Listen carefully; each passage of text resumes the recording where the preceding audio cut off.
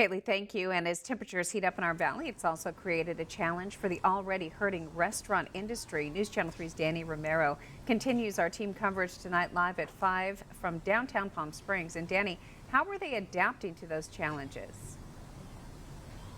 Karen, as you can see, this restaurant has misters, lots of shade, and tables 6 feet apart.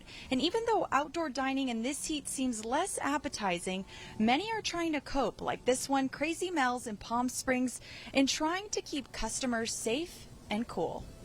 It's a little uncomfortable, but it's definitely worth it. it's worth I it. think it's pretty comfortable, especially with the mist out, outside.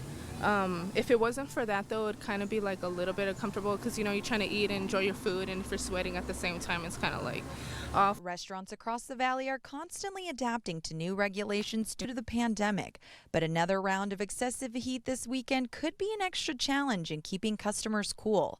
At Fresh Agave in Palm Desert, they're prepared. We added misters, we added 3 coolers back here, we have plenty of fans.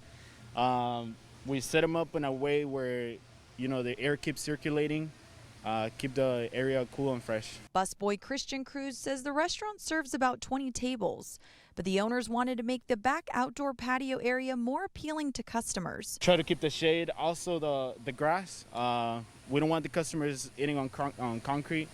It gets even hotter when it's on the concrete, so we invested on the grass, try to give it a little bit more pleasant. Cruz says as the hot weather continues, he and his co-workers have a system down when taking breaks. We try to rotate every hour and a half.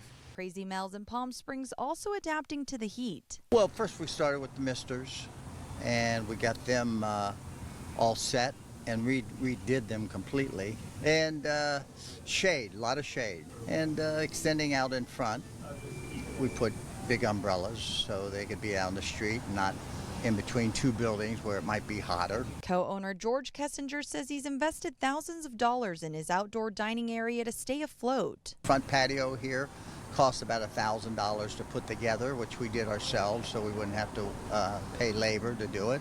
Our total investment with everything is probably about $5,000.